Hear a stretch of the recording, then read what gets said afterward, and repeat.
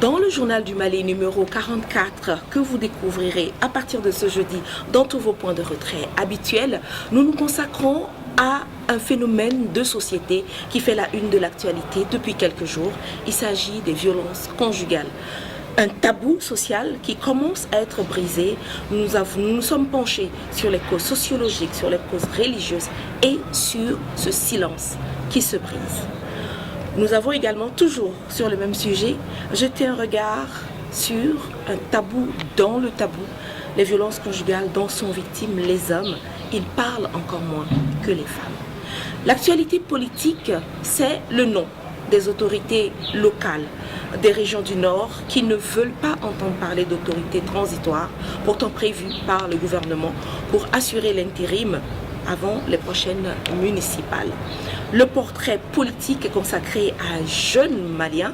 Il s'appelle Bangali Guindo. Il est le président du réseau des jeunes des partis politiques et il se bat depuis le début de son mandat à la tête de cette association pour que les jeunes politiques maliens aient une place plus importante sur la scène politique. En économie, les cours de l'or chutent comme la plupart des matières premières et cela inquiète les opérateurs miniers, mais aussi l'État qui, bien entendu, il y aura un gros manque à gagner. Vous découvrirez plus d'informations sur ce sujet dans votre numéro de cette semaine. Le portrait d'entreprise est consacré au guide urbain utile, précis, avec de nombreux bons plans sur la capitale. Il se nomme Petites annonces du Mali, en abrégé BAM. Qui l'a créé, comment ça fonctionne? Eh bien, vous le saurez dans votre journal.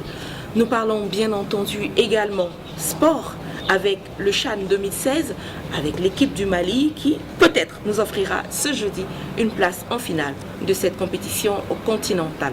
En actualité internationale, nous nous sommes intéressés à la Centrafrique avec un second tour dont on ne connaît finalement plus la date et l'opération Sangaris qui annonce son départ. Une inquiétude qui fonde donc sur ce pays où la situation est toujours aussi tendue. Société.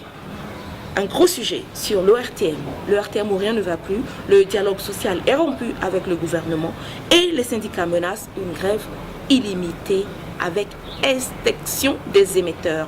Est-ce qu'il faut s'attendre à une dégradation du climat social à Bozola? Des réponses dans ce numéro 43 du 4 au 10 février 2016. Très bonne lecture à tous.